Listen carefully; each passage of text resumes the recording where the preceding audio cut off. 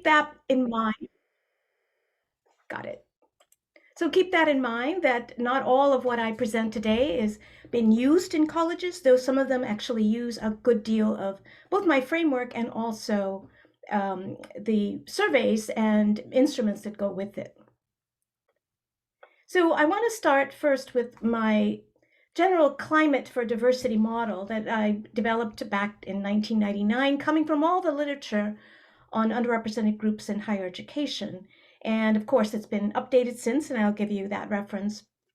But it really was to recognize that institutions exist in broader contexts. They each have a historical legacy of, I want to say, inclusion or exclusion, depending on their mission and establishment. And of course, higher education was initially to educate the elite citizens for society, for government, office holders, so to speak. But we also tend to focus quite a bit since the social movements that had said basically we need to open up our universities to broader populations who will benefit both the democracy and also the economy of our state and nations. So we focus a lot on compositional diversity. So a lot of people are concerned, at least in the US, but also some other countries also been thinking about the numbers to have more diverse student enrollments. Once they get them is another issue, obviously. So I'm going to talk a little bit more about what happens once that occurs. And then also really thinking about the diversity of faculty and staff that are hired and work on the ground level with students on a daily basis.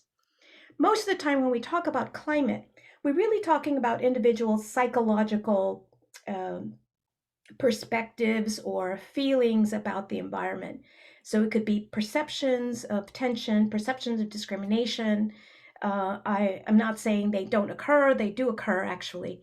But certainly the individual feels these ideas of being welcomed or sense of belonging, which I'm going to talk more about later. But also there's these attitudes of prejudice and discrimination that continue to reproduce itself in part of our socialization processes as we come from different backgrounds, different areas, different income groups, different nationalities, etc. That happens in society. So we have the psychological dimension. So most of the time when you talk about climate, people are going to be talking about this psychological dimension. But there's also behavioral dimension, the extent to which there's interaction across groups. Are there within groups, what kind of heterogeneity and interactions are they having? Are they involved in a variety of campus activities at the same level, at an equitable level? What does diversity look like in the classroom? And then also how our pedagogical approaches are beginning to address that. So some of the issues I'm going to talk about today are also addressing the behavioral dimension. There's also, my colleagues have added what they call the organizational structural dimension. That is how we put things in place so that diversity becomes part of university life. One, of course, is diversifying the faculty, diversifying the curriculum, the rewards and promotion procedures for faculty. Do we have a diversity area of evaluation, which we have implemented actually in the University of California, and promotion and tenure?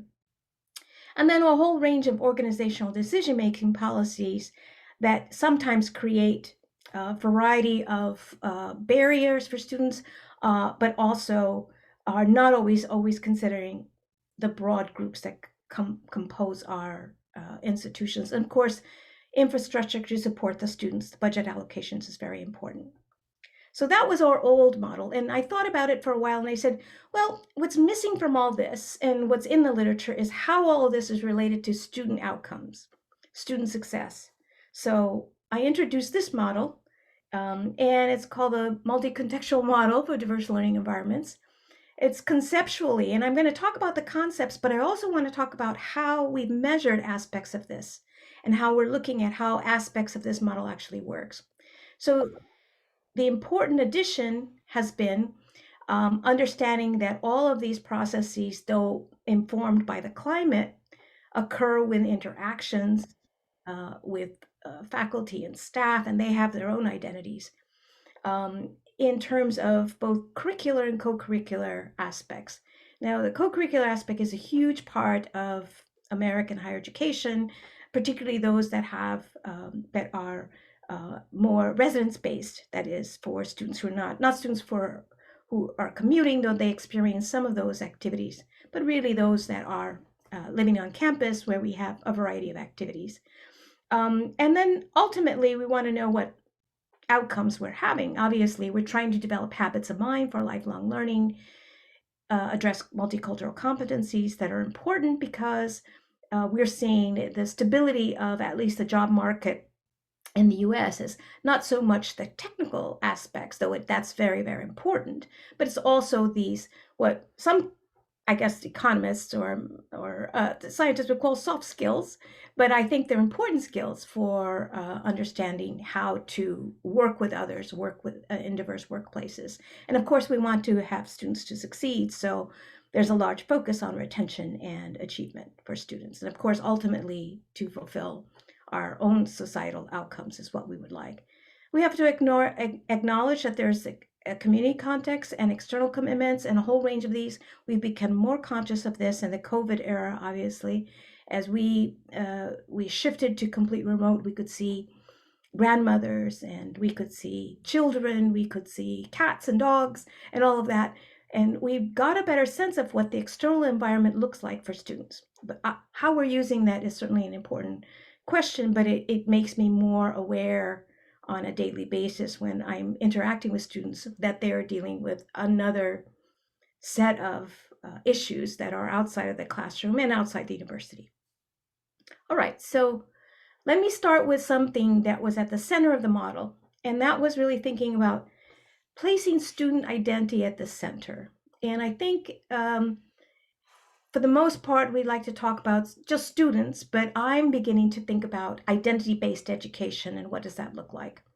How does that look like in the classroom? What do we need to be doing program-wise in terms of specific projects? And more the projects that I'm looking at, even in science, are really incorporating strengths-based or also culturally responsive kinds of approaches to help students succeed. And that's the aims of actually some of the national projects I'm involved in. So what would we do if we placed student identity at the center?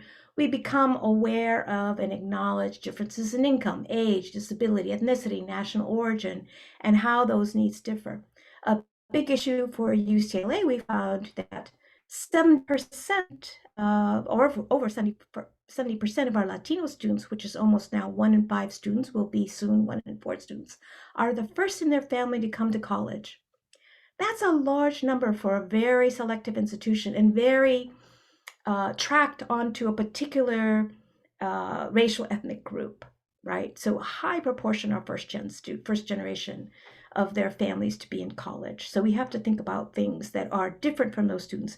And our assumptions have been really based on middle-class families that actually know a lot about college, right, and help students navigate.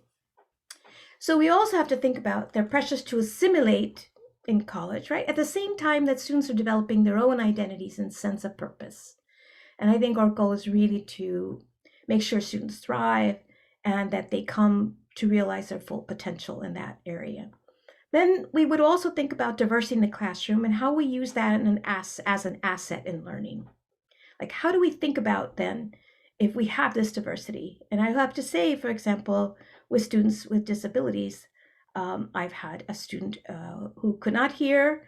I've had a student who could not walk. I've had students who have a variety of learning disabilities in my classroom. And every time that's occurred, the whole classroom changed, not because of that one disability, because in creating more inclusive classroom, I realized the same elements that I was trying to do to help the student was going to help all students. And we don't always think about that. Finally, is that lots of groups have what we call cultural affinity groups. And sometimes structures, we have resource centers, we have dorms, living learning communities, for example, that are legitimate spaces for sense of belonging, growth, and development. So thinking about that. But I also want to think about if we put student identity center, we create these safe spaces, but also brave spaces to facilitate learning. And that's a transition that I'm making with a lot of the students that I train are going to be student affairs professionals in higher education. And so I said, you're spending a lot of time on students' comfort levels, which is good. I said, but you have to also figure out how to get them into this area of discomfort where they can move from their own embedded worldviews to consider that of another and really think about in a safe space and brave space, they can really begin to learn from each other. So actually that's the course that I'm teaching now. It's pretty exciting what students are doing. So let me go back just to the model briefly and say what I haven't really done, but I'm going to do with data is look at these processes in terms of staff and faculty interaction with students, and then how does that result in terms of some student outcomes. So I'm going to focus on those processes a bit more since it seems almost hidden in the model, and I'm not sure how much time we actually spent on document all of that in the original article, which I'll share at the end. It's cited there, but I have it in the resources at the end. So there are probably many more processes, but the ones that I focus on is one, we always think about socialization. We have to get students socialized to become a better student. We have to get them socialized to the careers and professions they're entering. So we're thinking about what's the knowledge, skills, and values, right? And also ways of comportment that are going to be, I would say, that consistent with that particular career area or whatever. But we also have to think about, in some way, some re-socialization. That is, we are all socialized in our backgrounds, and this is what identity-based education is all about. It's realizing that we have peers, we have schools, we have churches, we have a whole range of social institutions that really socialize our views and our thinking, etc. So we really are thinking about that process. But I want to expand that in terms of what we're doing, not to just think of what we're doing as socializing, getting students to conform, but we're also kind of validating who they are as individuals, enabling, confirming, creating supportive processes initiated by, in and out of class agents. That is, we are the agents that influence academic and interpersonal development. So this can be as small as showing genuine concern for students, thinking about ways to empower students to use the knowledge we provide with them, or extend opportunities so that they can go and seek other kinds of activities that will actually help them, and then also provide meaningful feedback. That's the kind of validation we're talking about. And all of that is to increase student sense of belonging. And surprisingly, even at the graduate level, there are many students who are just surprised that they got into a very elite or selective institution that we have. And they walk on thinking, do I belong here? And one thing that I have to do is I have to tell them every time, you belong here. You belong here, and this is your university. And so we really start thinking about inclusive practices that will increase student sense of belonging. And we measure that in a variety of ways. We actually have been assessing some of that. And then also then activities engender that broader sense of community, being part of, affiliated with, and certainly a sense of morale also for being part of the university. That also increases their retention. Okay. Sorry, a lot of writing on this. I usually have pretty graphics, but I'll get through the conceptual part and then get to some of the data. So my colleagues, Lindsay Malcolm and Estella Ben-Simon, have talked about becoming equity-minded educators. And then we wrote a piece on change agents in STEM, which I'm happy to provide that source as well. This just came out in Education Sciences, an international journal. About becoming equity-minded educators and what we do, and also that not all of us are change agents. Some of us are just trying to help students navigate. We don't want to change the institution, we want the students navigate. Others are real change agents in what we do. We're trying to really think about how does the institution change, right? So the equity-minded educators' principles are certainly being conscious of various student social identities and affirming students that they belong, equity-minded educators are also institutionally focused, thinking about recognizing students are assets. They bring a, cultural wealth. They bring a whole range of things we can use in teaching and learning. And that we focus on transforming the institution to help students reach their educational and career goals. And I'll talk a little bit more about that because for the most part, I've found I'm engaged in a huge equity and retention project at UCLA, which has a very, very high retention rate. But we've been pushed to increase equity in those completion rates. And so we have to rethink what we're doing in some ways. And so I'm trying to get the institution to be much more institutionally focused instead of doing the same. Another component we know certainly from both the pandemic, but also the pandemic of racism that certainly was a major issue in the United States in terms of variety. We became much more aware, systemically aware of the existence of racism, but also unequal distribution of resources, and then really thinking about our policies and practice. So we have to really also think about this systemic component, which we hope we may change, obviously, in some way eventually with the work that we're doing. And then help students overcome barriers and provide resources and find opportunities to help them navigate to success. Finally, and I know this is Dr. Clark really likes this one, is that we have to be much more evidence-based. And I agree. I'm going to give you some good examples. Thinking about using data strategically to identify issues in need of reform and target specific issues affecting students and support their success. We're doing this in various ways. Some institutions are better than others, and that's why I say do what I say, not as I do, because we are still working on the same issues as well to really think about how to be better at. We collect a lot of data, but how we're using it to help students succeed is another issue, is really thinking about, we don't just look at it, but really need to think about monitoring it. So data are used to examine equity gaps and also hold particular units, and we're looking at divisions. I'm about to put out a report to divisions about their completion and how their students are not retained by division, which has never been done, actually. So we'll see what that result will be.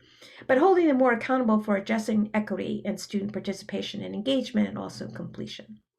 So just a quick, a lot of my work is also qualitative. I do a lot of quantitative work, but also qualitative, and I thought I would share this notion of the identities of faculty and staff meshing with student identity.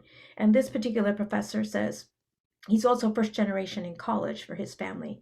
My observation was that there were so many people like me who grew up and didn't have people telling them, you can do this, you do have talent. Have you ever considered graduate school? Have you ever considered doing this, doing that? I have a huge number of students that I've directed to graduate school and advised who said to me, no one else has ever told me that I'm any good. You're the first one. No one ever told me I should go to graduate school. So basically we see that there is a relationship between some of our faculty and also some of our students. And in contrast, there are students who feel intimidated professors that had the most difficulty in transition to college. So I also have a graduate student who says one of their strategies is to prove themselves. So in every environment they go to, they are proving themselves. In this case, they're talking about the lab. I kind of had to prove myself, show faculty and lab mates I'm interested in what they're doing, because I came in not having all the skills they tend to do in the lab. So that required me, nagging people like, how do you do this? How do you handle this? So I had to show that I'm really interested and proactive as well. That way, they kind of pay more attention to my learning and their needs. So if you think about it, and when I think about students that are finishing institution like UCLA, I told them, wow, you've made it through the gauntlet. This is a very important accomplishment. Without having all the skills and knowledge initially, here you are. And, they kind of like, they don't like to hear all that from me. But anyway, I still say it's really quite an accomplishment. And I've noticed a lot of them are go-getters. They are much more talking about their needs. And so, and they've had to do that most of their time at a place like UCLA. So Based on that model, we created a survey that a lot of different institutions are using. And here's just some items about what we're trying to capture that process, the academic validation in the classroom. What does it look like? So we have some survey items that we asked students, and we created a scale. So students answer, faculty provided me with feedback. They helped me assess my progress. I feel like my contributions are valued. Instructors encourage me to meet them after or outside of class. Faculty showed concern for my academic progress, and faculty encouraged me to ask questions and participate.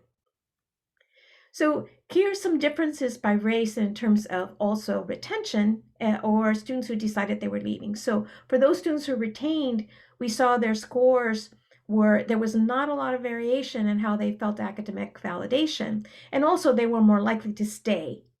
They were not going to leave. And this is going from the first to the second year. We do lose students, but this is not just UCLA. This is about, I want to say about 30 campuses that we did this survey with. And so for students who are leaving, you notice there's a great more variability in how they felt academically validated in the classroom, and many more considered leaving the institution by the second year. So here we're using some diversity surveys to really then also understand more about students' decisions to leave. There's also the measure of general interpersonal validation that's in the survey that's also meant to help make the diverse learning environment model not just theoretical, but actually useful. And this one basically asks students, at least one faculty member has taken interest in my development, at least one staff member has taken an interest in my development, faculty believe in my potential to succeed academically, staff recognize my achievements, faculty empower me to learn, and they agree to disagree on these items. So these are students' feelings of belonging, but it's getting very specific about who and what kinds of interactions they're having with faculty and staff. So then we said, okay, we asked the question separately, how often have you sought support from the following groups? Upper class peers, peers in the same year, academic counselors, faculty and staff. So they were to say like how often they sought support. Then we actually correlated that with their sense of belonging and validation. So we see that for the most part, that students feel a sense of belonging from their peers, right? Their various peer groups, but also faculty and even staff also contribute. It's a significant, very significant effect in terms of that relationship with sense of belonging and who they seek support for. Now, this is, you don't know what happened first. Did they seek support and then feel validated or sense of belonging, or did they feel that first and then really continue to seek support? That's really important. But if you notice, faculty help with almost every area of validation and sense of belonging. And particularly strong, of course, in the general sense of validation, there's a strong relationship. Unfortunately, we're finding a negative effect with academic counselors, that they're not particularly validating students. Maybe they're helping students, tell students what to do and giving them the bad news, and therefore they don't feel validated. But that's actually the only negative effect we found. And so we have to really think about what's going on with our academic counselors. How are they supporting students? We have to kind of unpack that a bit more. Anyway, so you can link some of these experiences, I call them diversity experiences, but they're broader, obviously, with some student outcomes. So I want to now look at some student outcomes, and then I'll open up very soon for questions. And this is one of my favorite outcomes that I like to measure. And we do it in the freshman year. We do it at the end of the first year. We also do it for seniors. And basically, it's I call it the pluralistic orientation, but they're also kind of work skills for a diverse society. They rate themselves relative to their peers in terms of how tolerant they are of others, of different beliefs, the ability to work cooperatively with diverse people, their openness to have their views challenged, their ability to discuss controversial issues, and their ability to see the world from someone else's perspective. That is, we're trying to ensure that they move from their own embedded worldviews to consider that of another, to also then participate in our diverse democracy. So that's the measure. And so the predictors in the first year, we looked at the college experiences that they had in the first year and how that changed from college entry to the end of the first year. So we found there were a lot of informal experiences that were contributing to students' self-assessment of being much better at the skills of pluralistic orientation. This include positive interactions with diverse peers, taking action on racial issues, that is working with others to really make an impact. But we also saw students who worked a lot and studied a lot and socialized a lot tended to score themselves higher on the pluralistic orientation. Now, we don't know really if they're as strong, but it really, what it says is, certainly in the work environments in the US, it's extremely diverse now. So anyone with work experience is getting a lot of, I would say, diversity experiences, but the issue is how are they being facilitated and thought about, etc. We have to do in higher education. But there are also campus facilitated activities in the first year that actually contributed to students' higher sense of their ability in terms of their work skills and pluralistic orientation. Leadership training, diversity co-curricular activities like events, diversity courses, that course content, and I'm going to go into that in a bit. Service learning and community service was an important way to connect students and feel more agency in terms of some of their work skills. And then having course opportunities for intensive dialogue. And many of our courses obviously are very large, and so there hasn't been as much opportunity for that, but really focusing on increasing dialogue across different groups for that. So here we have now these practices, and with each course that a student takes, how they have increased in terms of their pluralistic orientation, or what we see the relationship between the two. So we see that all of these service learning course content with about race, ethnicity, and gender, and then opportunities for dialogue. You see the opportunities for dialogue takes off with more courses. It's a really important skill. And so we're trying to help them understand different perspectives, work through conflict, and also then be able to build alliances and develop solutions. Work through conflict is what we do. So it takes sometimes a number of courses to really get better at that, but it does work. And so more courses that actually have these opportunities for dialogue provide students those skills and necessary. Now, all of them work, but I would say by the fourth course or so, it starts to level off. So their pluralist orientation is not going to grow anymore. So here's one of the challenges, and this is probably going to be keyed on to one of the questions that Dr. Clark has for me. But are higher education institutions learning organizations? Presumably yes. And Garvin, who has put out this theory, is a learning organization is an organization skilled at creating, acquiring, transferring knowledge. That sounds like university. That sounds like all universities. And at modifying its behavior to reflect the new knowledge and insights. That's the part that I'm not exactly sure that our institutions always do, to reflect these new. So his model is knowledge will create behavioral change in actors that will improve institutional outcomes. But I think it requires change agents. It's not just putting the knowledge out there, but really having people to move and think about and share some of their activities. So my final model is going to be looking at organizational learning and transformation. And I'm going to end on this and then a few more points. Is that we think that the information we have, like the knowledge of a learning organization, information on students and student success, should be good in changing mindsets. And that changing mindsets, then people start to share it, to diffuse the knowledge, should change behavior, create change, and then again, we monitor it. Well, that's a little simplistic. I think sometimes we need external pressures to help us to change mindsets. That we have, for example, a system office now that's saying, UCLA, your retention rates are fabulous, but there's not equity in completion and retention. Achieve that. That's an external pressure we're getting now, which I think is great, because then it's like we have a goal set, and we have to then think about how we're going to do things differently. But just because you change mindsets doesn't mean people can do it. People can actually help. In other words, they need training and development. And I noticed online you have a lot of training and development and DEI activity, which is wonderful. We do training and development for that, but we also do it for faculty hiring. We have it for a number of areas, obviously. In other words, to help people, and we certainly do it in teaching and learning, to help people say, you can be, for example, an advocate of active learning, but if you don't know how to do it, you're not going to implement. So you need to have some training and development so you can diffuse this knowledge, work with others in like faculty learning communities to begin to change behavior that may change some of those courses and sustain change. But you also need buy-in and relationships. Creating that buy-in and relationships of multiple levels. And then to sustain change, you need accountability.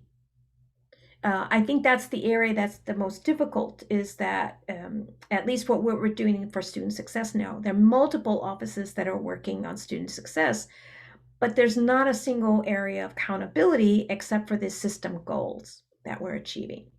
So as much of the data as we collect, it has to be implemented in the process of both accountability and beginning the process as well. So finally, I want to say the important thing is really change agents who are navigating power dynamics in the institution. So there are people who are resistant to change, who are resistant to diversity, but all of us have to become more change agents and sort of thinking about how to do these things. And so one of my previous students has written a number of things on this. Adriana Kizar, if you've looked at any of her work, she wrote the book How Colleges Change. She also wrote about a book about grassroots leadership, how faculty and staff work on initiatives for a long time. It comes from the grassroots level about ideas on how do you create change in improving student success and in doing a whole range of things and issues they want the institution to address. And they're great stories because there are multiple change activities that are happening. And so it's a great book.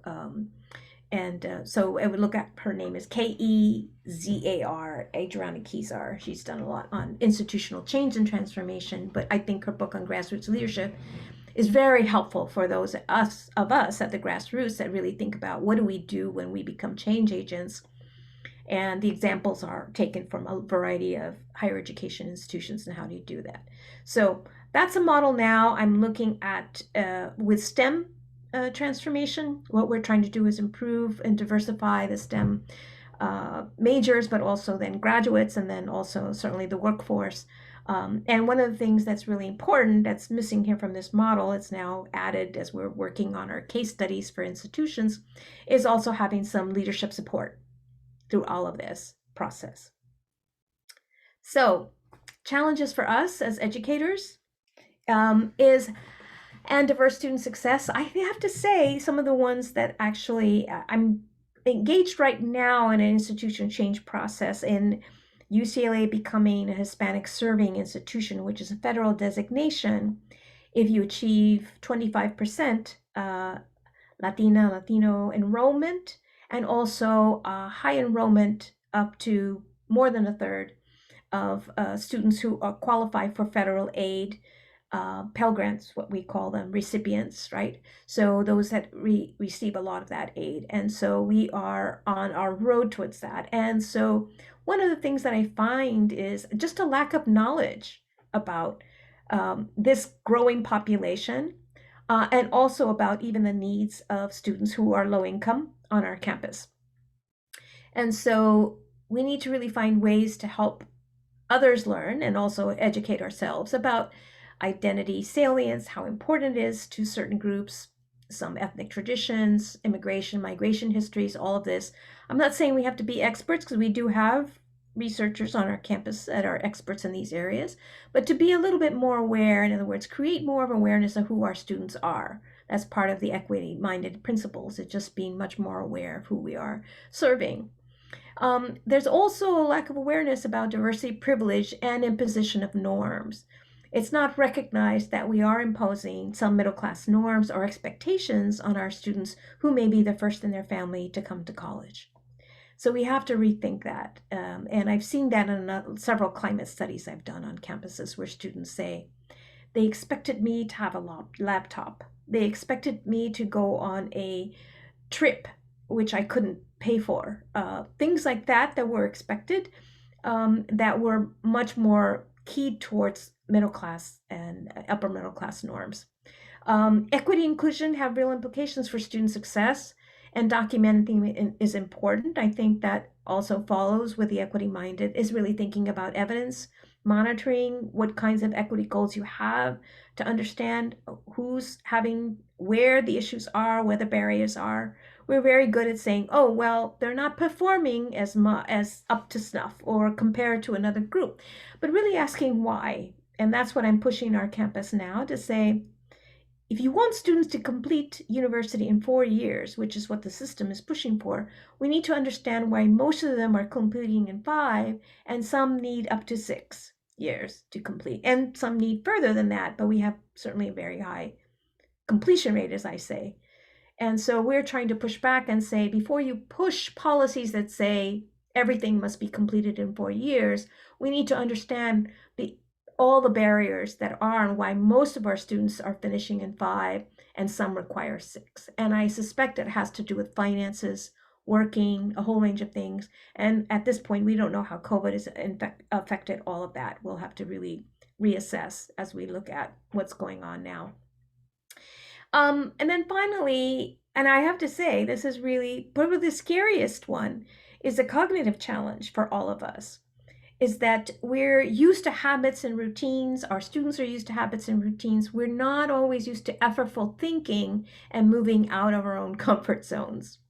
So this is a more difficult one because we do tend, and we've done some work in social psychology, and when I worked on in diversity research, actually, where there is a tendency to social categorize, right, to quickly assess and make a judgment, for example, but also then kind of rethinking our assumptions is an important part of that.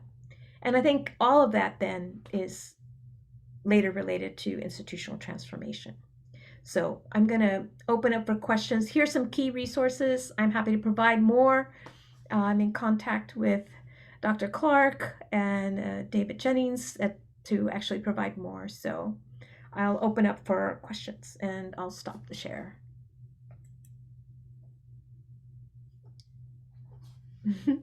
Thank you very much, Sylvia. Okay, that was really, really very, very thought-provoking, wide-ranging, and appreciate all the time and effort you put into the presentation for us. It was really, really excellent. And I suppose to continue, maybe if I may pose a question to you in terms of your views about the current metrics that are being used to measure diversity, equity, and inclusion in student success.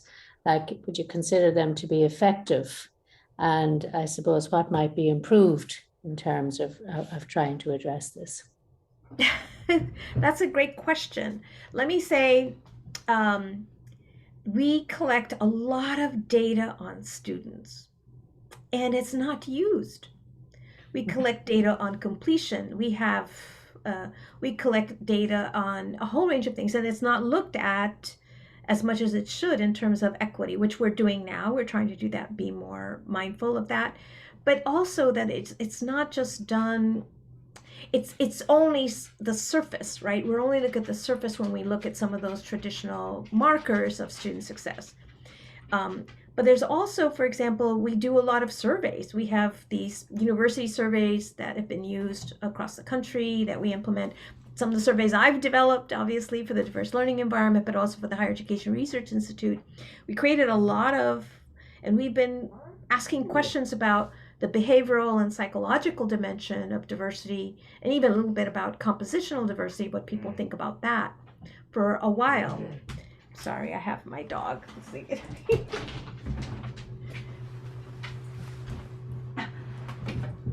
Anyway, what I'm saying is we're not putting it to use in relation to student outcomes, even when we understand instances of bias and discrimination, which now we have institutions have to be compliant with this issue. We have measures of that as well, and they're not being linked. Like even my diverse learning environment survey, we linked it with student completion in some of these colleges, but the colleges themselves, or the universities themselves, had not made that link. We presented at a national conference and they went, oh, the institutional researchers went, oh, we can do that. Oh yes, if you know who the students are, link them with outcome data and see Is the barrier have to do with lower sense of belonging, with lack of validation in the classroom? Our national data, when we work with institutions, we're able to show that and provide the data back to them. That's possible. But I would say our typical institution, even UCLA, collects the data in different places, but never pulls it together. For example, we might have like 4 different measures of sense of belonging that people are doing. One group is doing it with an app, and it's like a short phone app, and they're seeing how that relates to, they're studying then how that relates to later completion for different racial ethnic groups through the first year and beyond, and they're finding some relationships. Has that been shared with the rest of campus? No, it hasn't been broadly shared, but it sure has implications for what we do in the first year that we need to do. Now, we do that on our surveys as well. We do it at the end of the first year, we do it at senior year. So there's a lot of collection of, and I think partially, and maybe you have an idea, is I think we need someone in charge of really pulling that data together for reports, which is what we're doing now with the HSI initiative, is saying, look, here are the equity gaps. These offices need to be concerned about these issues. And we also don't do it just with the survey data, which we have tons of, actually. I had to go all over campus to 5 different places to get the data. And now we finally have some dashboards where divisions and deans and department chairs can push a button and look at even courses that are failing students at high rates, and how that looks in terms of gender and race, and low income. We have that now. But is it resulting in changing practices? Very slowly. We have another group in science that have been doing this for much longer, the SEALS, Center for Education, Evaluation, and Innovation, and they're focused on helping to train faculty and using the data. So it's that kind of unit that I think is kind of successful, and it's been working now in STEM to help change some of the courses so that we don't have these weeder courses, that we are improving teaching and learning, and we can improve our outcomes equitably. I don't know if that helps. Oh, it's wonderful. No, it's wonderful, Sylvia. Thank you very much indeed. And now I invite people for questions, for further questions.